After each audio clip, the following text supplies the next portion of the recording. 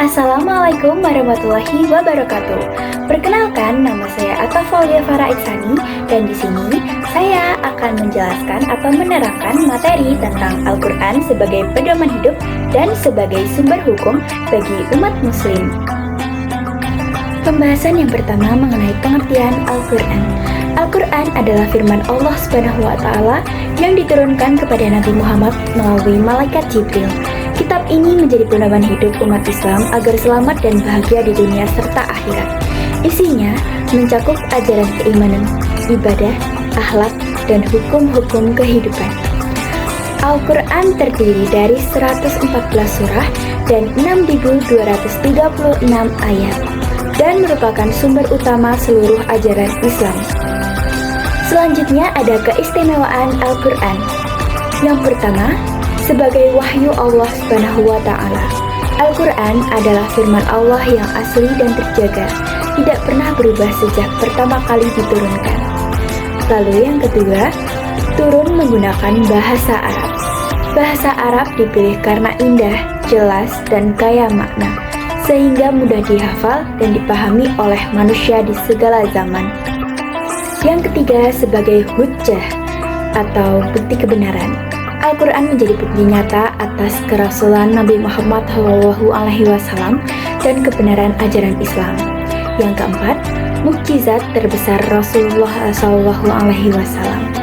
Keindahan bahasa, isi, dan kedalaman maknanya tidak dapat ditandingi manusia manapun. Yang kelima, sebagai hukum.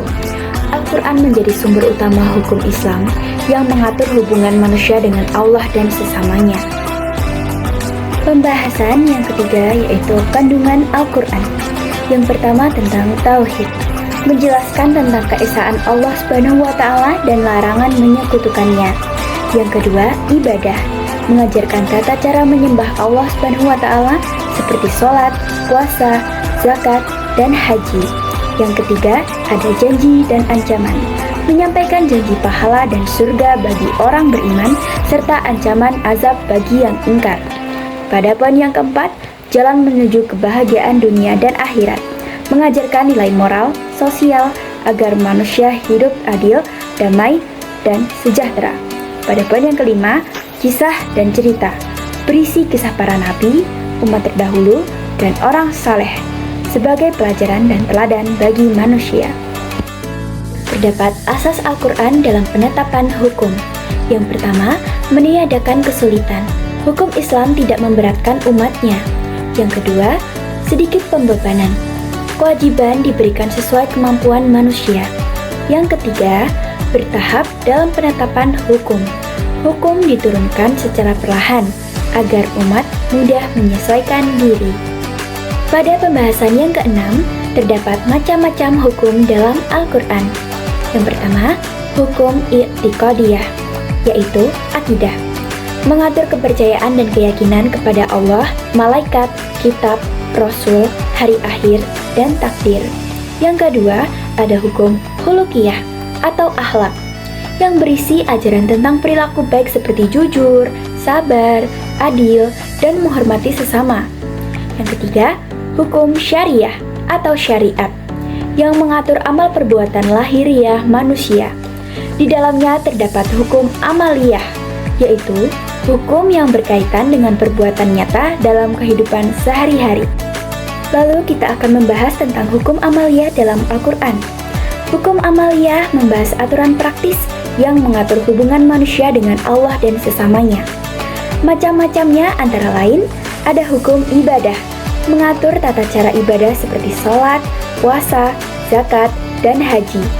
Yang kedua, ada hukum muamalah, mengatur hubungan sosial dan ekonomi seperti jual beli dan pinjam meminjam. Yang ketiga, ada hukum perkawinan yang menjelaskan tentang pernikahan, talak, dan hak serta kewajiban suami istri.